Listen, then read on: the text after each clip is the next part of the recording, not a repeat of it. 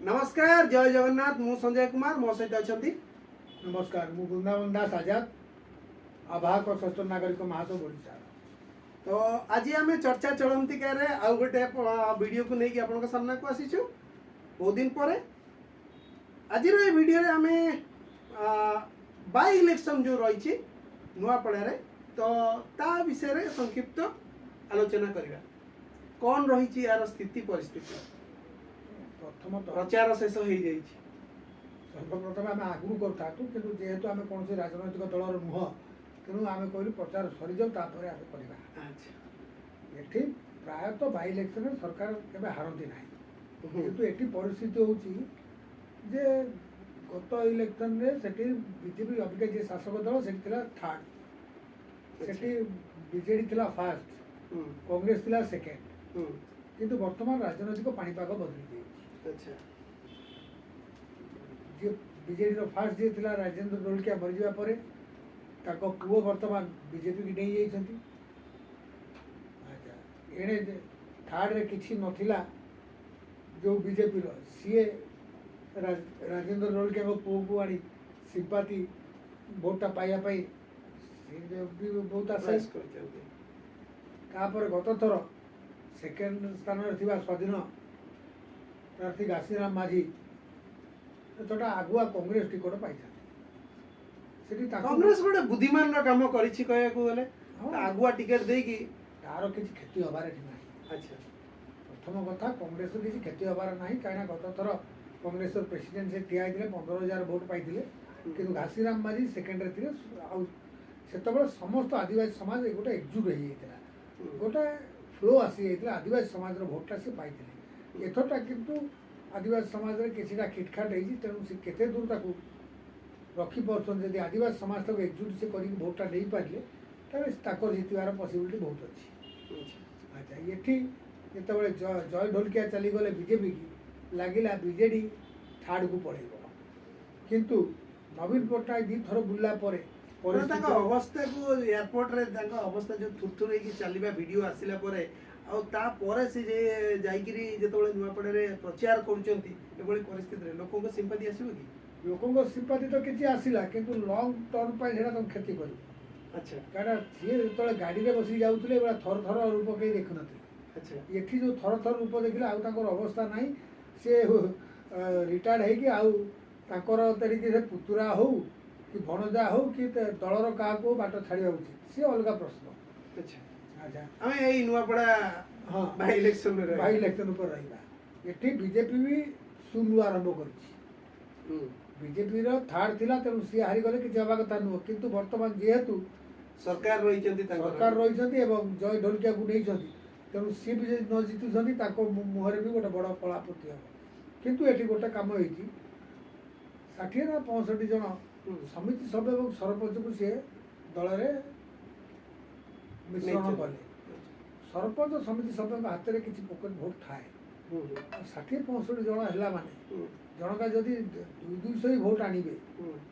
सी भी काफी भोट है तेणु परिस्थिति है रोचक स्थिति किए जीतब किसी कहया मुस्किल आदि बीजेडी हारीगला तो ये ओडिशा राजनीति में नुआ समीकरण आरंभ यहाँ सुनिश्चित कांग्रेस आड़िकी शासन विरोधी माने कांग्रेस आड़िकी धरिबे कांग्रेस जदि आसीगला तार भी नुआ समीकरण एथर हम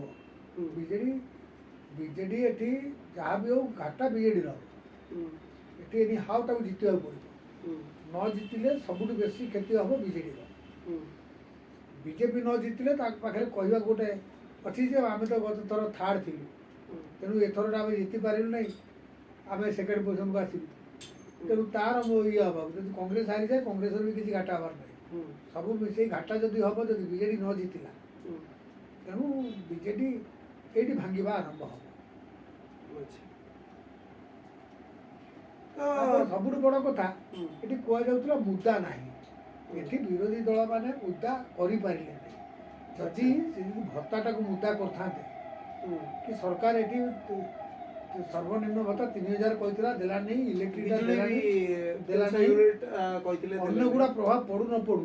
এইটা ବହୁତ ପ୍ରଭାବ ଭତ୍ତା ପଡିଥାଏ ବିଜୁଳି ବିଲ୍ କାହିଁକି ନା- ଯୋଉଟାକୁ ନେଇକି ସରକାର ବହୁତ ମାନେ ବିଜେଡି କୁ ବହୁତ ଆକ୍ରାମକ ଭାବରେ ହଁ। ଇଲେକ୍ସନରେ ସେମାନେ ଏଠି ଯଦି ଆକ୍ରାମକ ବିଜେଡି ହେଇକି କହିଥାନ୍ତା କହିଥିଲେ। କି ଦେଖ ମୁଁ ତ କମ ସେ କମ 1000 ଟଙ୍କା କରିଥିଲି ମୁଁ ଆସିଲେ ଆହୁରି ବଢେଇବି ଏଇଟା ପ୍ରଭାବ ପଡିଥାନ୍ତା ହୁଁ, ଏଠି ପ୍ରତ୍ୟେକ ଜିଲ୍ଲାରେ 50-60 ହଜାର ଉପରେ ଭତ୍ତା ହିତାଧିକାରୀ ଅଛନ୍ତି ହୁଁ, ସରକାର ତା ଭିତରୁ ବାଛିକି କଲା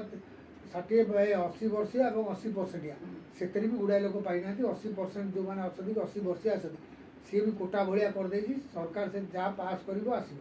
ହୁଁ, ଯାହା 4-6 ମାସ ତଳେ ଯେଉଁମାନେ ପାଇଥିଲେ ଆଉ ପାଉନାହାନ୍ତି ପୁଣି ସେଥିରେ ପୁଣି କେ ଅଛି କେଉଁଠି ଭୋଟରେ ବୟସ ହେଇଥିଲେ ଦିଆଯିବ ତ କେଉଁଠି ଆଧାରରେ ହେଇଥିଲେ ଦିଆଯିବ କେଉଁଠି କହୁଛନ୍ତି ଦୁଇଟାକ ସମାନ ହେଇଥିଲେ ଦିଆଯିବ ହୁଁ, ତେଣୁ ସେଇଟାକୁ ଯଦି ଇସ୍ୟୁ କରିଥାନ୍ତା ହୁଁ। ତାହେଲେ ବିଜେପି ତାପରେ ଶାଢୀ ଘଣ୍ଟା ଇସ୍ୟୁ ଗୋଟେ ବାହାରିଥିଲା ଯେ ଶାଢୀ ସେଇଟା ଘଣ୍ଟା। ସେଇଟା ହବ ଯିଏ ଶାସନରେ ଥାଏ ଯିଏ ମୁଖ୍ୟ ବିରୋଧୀ ଦଳ ଥାଏ କ'ଣ ବିଜେଡି ବାଣ୍ଟୁ ନଥିଲା ସେଇଟା ସ୍ୱାଭାବିକ କଥା ସେଠି ଧୂଳି ମାଟି ଭଳିଆ ପଇସା ଉଡ଼ିଥିବ ଯେହେତୁ ବାଇ ଇଲେକ୍ସନ୍ ହେଇଛି ଗଣା ଗଣା ମନ୍ତ୍ରୀ ବୁଲୁଥିବେ ସବୁ ଦଳର ବଛା ବଛା କର୍ମୀମାନେ ଯାଇକି ସେଠି ପହଞ୍ଚିଥିବେ ହୁଁ। ତେଣୁ ସେଠି ସେଇଟା ହବ ଏମିତିକି କିନ୍ତୁ- ନୂଆପଡା ଇଲେକ୍ସନକୁ ନେଇକିରି ସମାଜବାଦୀ ପାର୍ଟିର ମୁଖିଆ ମଧ୍ୟ କିଛି ମନ୍ତବ୍ୟ ଦେଇଛନ୍ତି ତ ବାହାର ଇଏ ବି ରହିବ କି ନା ଏଠି ସେଭଳିଆ ଏବଂ ନିର୍ବାଚନ ଭୋଟ ଚୋରିକୁ ଇସ୍ୟୁକୁ ନେଇକି ଭୋଟ ଚୋରି ସେମାନେ ଇସ୍ୟୁଟା ତ କହୁଛନ୍ତି। ଏବେ ଅଲ୍ ଇଣ୍ଡିଆରେ ଅଛି ହୁଁ। ନିଶ୍ଚିତ ସେଇଟା ଭୋଟ ଚୋରି ଗୋଟେ ଇସ୍ୟୁ ହେଇସାରିଛି ହୁଁ। ସେଇଟାକୁ କେହି ଛୁଆ କାଟିବେ ଜାଣିଗଲେଣି ଯେ ଭୋଟ ଚୋରି ଗୋଟେ ହଁ ହଉଛି। ସେଇଟା ଗୋଟେ ପ୍ରଭାବ ପଡୁଛି କିନ୍ତୁ ସେ ପ୍ରଭାବଟା ହୁଁ, କେତେ ଦୂର ପଡ଼ିବ ହୁଁ, ଏଠି ହେଉଛି ମେନ୍ କଥା ହେଉଛି ଯଦି ଆଦିବାସୀ ଭୋଟଟାକୁ ଭାଙ୍ଗି ଦିଆଗଲା ସେ ଭଙ୍ଗା ଅଂଶଟା କେଉଁ ଆଡ଼ିକି ଯିବ ଆଚ୍ଛା। ସେଇଟା ହିଁ ସବୁ ନିର୍ଣ୍ଣୟ କରିବ ତ ଯୋଉ ଭୋଟରେ ଯିଏ ବି ଜିତିବ ତାର ମାର୍ଜିନ କେତେ ଆସିବ ବୋଲି କେତେ ନା ଭାବୁଛ? ଏ ତିନି ଦଳ ଏଠି ପ୍ରଥମ ଥର ଲାଗୁଛି ତିନି ଦଳ କେହି କାହାଠୁ ପାଉନି ଆଚ୍ଛା। କଂଗ୍ରେସ ଗୋଟେ ଭୁଲ କରିଛି କ'ଣ ତାଙ୍କ ରଣନୀତି ମୁଁ ଜାଣିନା ଭକ୍ତ ଦାସ ପୁରା କ୍ୟାମ୍ପ ପକେଇ ବସିଲେ ଆଉ ଓଡ଼ିଶାର ଅନ୍ୟ ନେତାମାନଙ୍କୁ ସେଠି ପୁରେଇ ଦେଉନାହାନ୍ତି ଆଚ୍ଛା।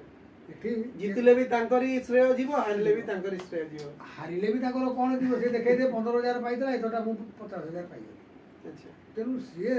କିଛି ତାଙ୍କର ଘାଟା ହେବାର ନାହିଁ ତେଣୁ ସିଏ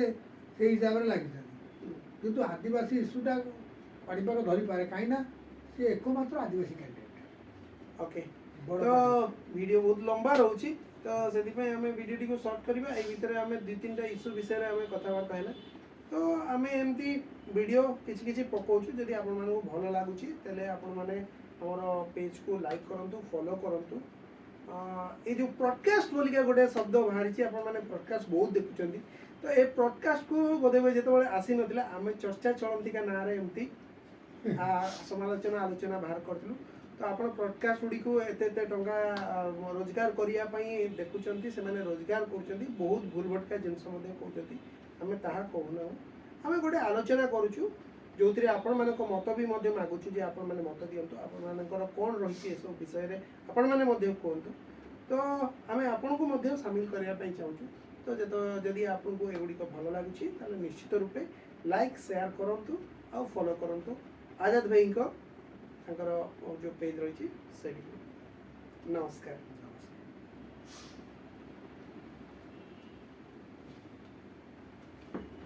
ଦେଖିବା କେତେ ଯାଇଛି